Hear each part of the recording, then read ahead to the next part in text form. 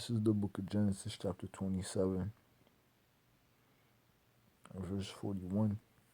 And Esau hated Jacob because of the blessing wherewith his father blessed him. And Esau said in his heart, the days of mourning for my father are at hand, then will I slay my brother Jacob.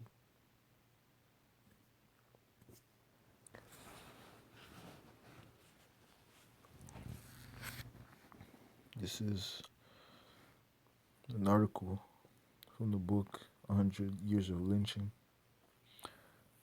and it reads, Indianapolis Recorder, March 4th, 1933. Lynch for killing banker. Negro was the wrong man. Ringgold, L.A., Louisiana. March 1st. Nelson Nash, young Negro who was brutally lynched here February 19th, was the wrong man. The perpetrator of the crime for which Nash was an unwilling victim may well have been a white man. This was revealed today after careful investigation of the circumstances surrounding the lynching that had been made by a correspondent of this paper.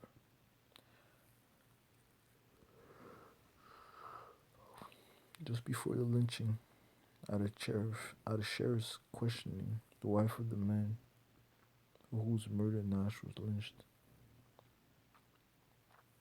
positively refused to identify the lynched man as the one who murdered her husband. J.P. Batchelor, white local banker.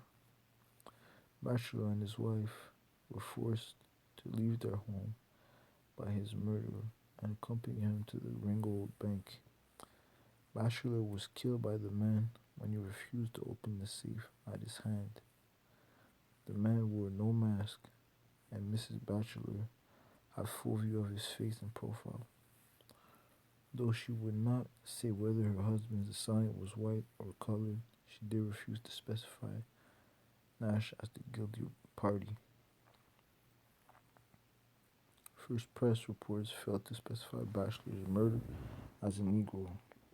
They also originally placed the number of the lynch mob at 500 of this town of 1,500 population.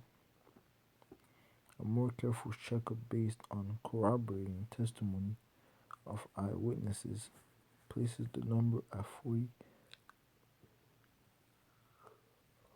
and it is said they were not mobsters from the poor section, but wealthy businessmen and friends of Batchelor. Nash was arrested shortly after the murder of Batchelor and taken before Mrs. Batchelor for identification. Even after Mrs. Batchelor failed to connect Nash with the crime, the posse remained determined to avenge the crime with their own hands. Protesting and proclaiming his innocence, Nash was taken to the woods outside of town. He asked the mob to spare him a few minutes to pray. The mob told him to open his mouth and stick up his tongue. He did so. The tongue was grasped with a pair of auto pliers and severed by a razor. An attempt to burn Nash was made, but it was found that the grass and wood was too wet to accommodate such a slow death. Instead, he was strung up from a tree. He protested his innocence until a volley of bullets killed him. Nash, age 24, was known to be a peaceful young man and had never before been in trouble with the law.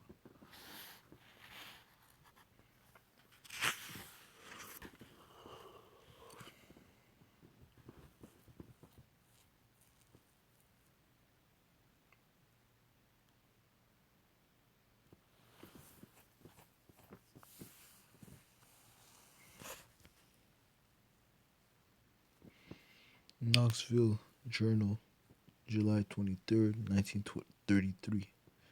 Mysterious lynching in Mississippi. Columbus, Mississippi, July 22nd. Mystery shrouds the lynching of a Negro which took place at the little town of Caledonia, 50 miles north of here.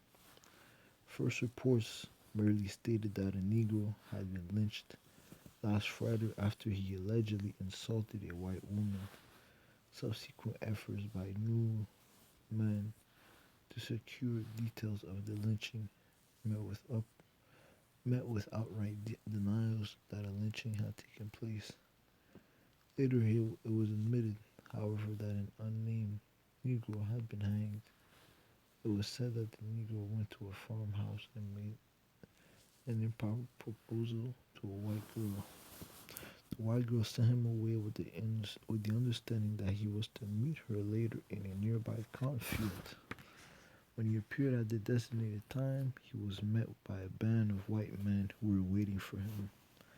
The band seized him, hanged him, riddled him with bullets, and quietly dispersed.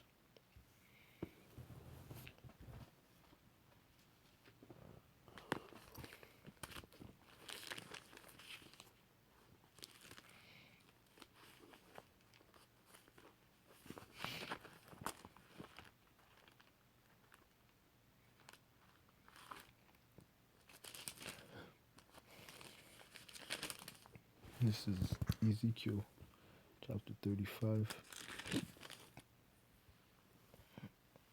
and verse 5. Because thou hast had a perpetual hatred, and hast shed the blood of the children of Israel by the force of the sword, in the time of their calamity, in the time that their iniquity had an end. Therefore, as I live, said the Lord, Yahweh Ba'ashem Yahushai, I will prepare thee unto blood, and blood shall pursue thee.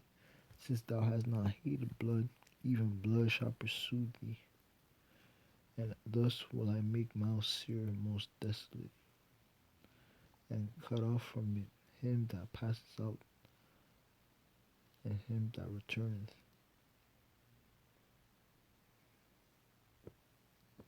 Kahalayim la Yahweh Ba'ashem Yahushai Ba'ashem Hakdash.